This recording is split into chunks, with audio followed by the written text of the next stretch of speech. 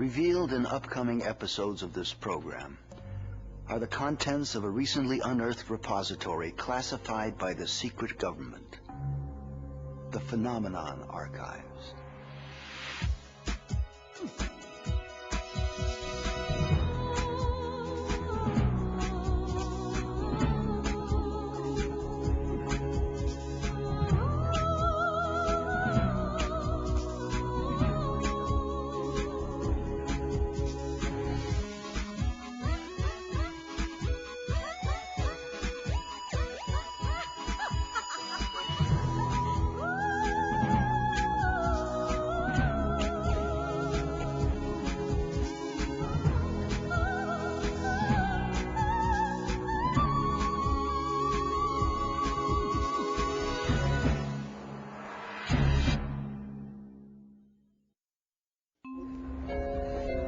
Is there a secret history of the United States intentionally hidden by the mainstream media?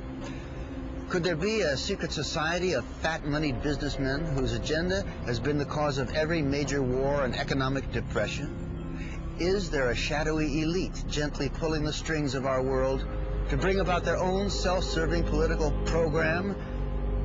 The answers may surprise you. Nearly 200 years ago, Thomas Jefferson wrote, "If the American people ever allow the banks to control the issuance of their currency, the banks and corporations that will grow up around them will deprive the people of all property, until their children will wake up homeless on the continent their fathers occupied." Throughout the history of the United States, there's been this running battle over who controls how much money is in the system. Will it be some privately owned central bank, or will it be the people, the Congress, for the benefit of everybody in the country?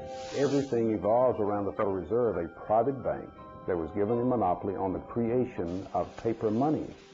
Every $100 bill which the Federal Reserve System prints and is sold to the United States at full face value represents a $100 loan. Even though the government pays for it, they still pay interest. 100 years after Jefferson, Abraham Lincoln pondered these same issues. The government should create, issue, and circulate all the currency, he said. Creating and issuing money is the supreme prerogative of government. Adopting these principles will save the taxpayers immense sums of interest, and money will cease to be the master and become the servant of humanity. What do the fears expressed by Jefferson and Lincoln and modern-day economists have to do with what President George Bush called the New World Order? It's a conspiracy. What else can you call it? It's a conspiracy against the people of the United States and of the Western world. Just when you think you're ahead of the game, someone changes the rules. This week, we'll visit the scene of a crime so huge that most of you will not believe it to be real, and so perfect that even today, 86 years after the fact, few realize that the crime even took place. The creation of the Federal Reserve System was about more than just money. Some refer to it as the secret birth of a criminal conspiracy to rob the American middle class of its hard-earned wealth.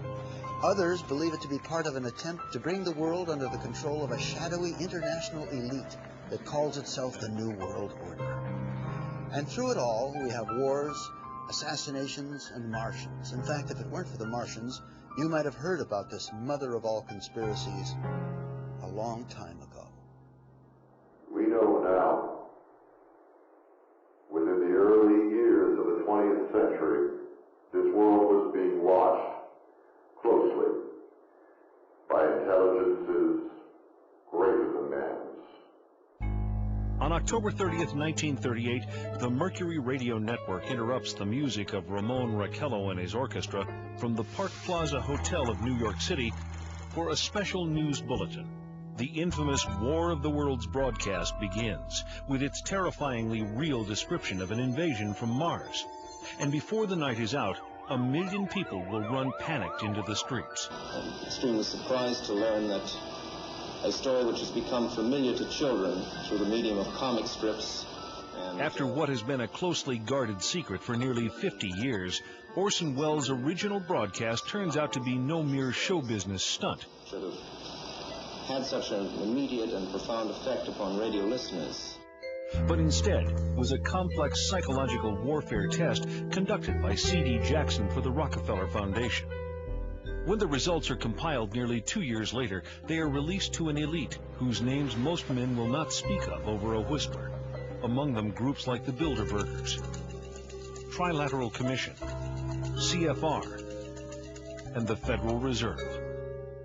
C.D. Jackson was the equivalent of being the head of the National Security Council in the White House under Eisenhower. He was the chief of psychological warfare. The breakthrough discovery that the War of the Worlds broadcast was actually a psychological warfare test is key to understanding why experts believe that the Federal Reserve, the Bilderbergers, and other closed exclusive elite groups are pulling the strings that control our societies. Well, it's a fraternity. They have a common objective, and this common objective is to maintain control. America grew so rapidly and became wealthy so quickly that really we've always been the thorn in the side of this New World Order crowd. They've just never been able to get us completely under their control. So America is the target, and once they finally get us subdued, the rest of the world would fall very quickly. Moguls like the late J.P. Morgan, a man so excessively wealthy his likeness adorns the tycoon card in the board game Monopoly, are all safely cloaked behind their own carefully constructed versions of history. But are the private agenda of these select few woven permanently into the fabric of world economy? Are we simply the unwitting pawns in a game whose rules were written amidst the clandestine corridors of private social clubs 100 years ago or more? Hundreds of miles south of the banking capital of the world, New York City, just off the coast of Georgia, Jekyll Island provided a winter retreat to the rich and famous. This tiny ocean getaway was formerly owned by the monopoly man himself, international financier J.P. Morgan. Here, in a conclave intended to remain secret forever, 6 international bankers plan what is to become America's most powerful private institution, the Federal Reserve System.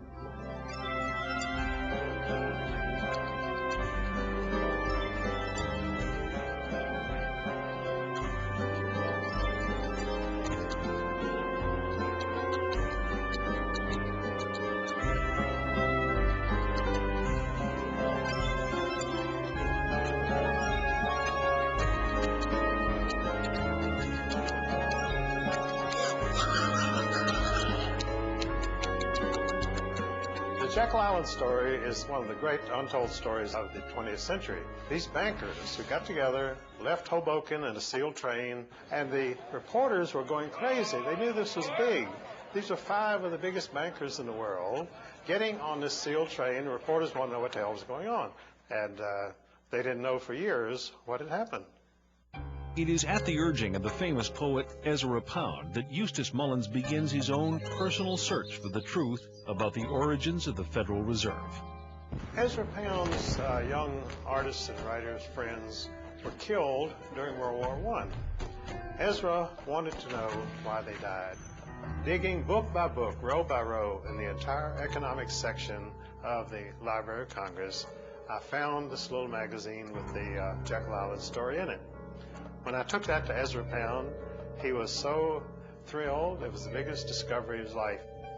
In fact, Ezra Pound called the Jekyll Island story the biggest detective story of the 20th century. But why? Andrew Gray, grandnephew of one of the 6 men who met to plot the creation of the Federal Reserve System, scoffs at talk of secret cabals. Well, I'm asked whether the Jekyll Island meeting can be automatically classed as a conspiracy. And the answer, first of all, is that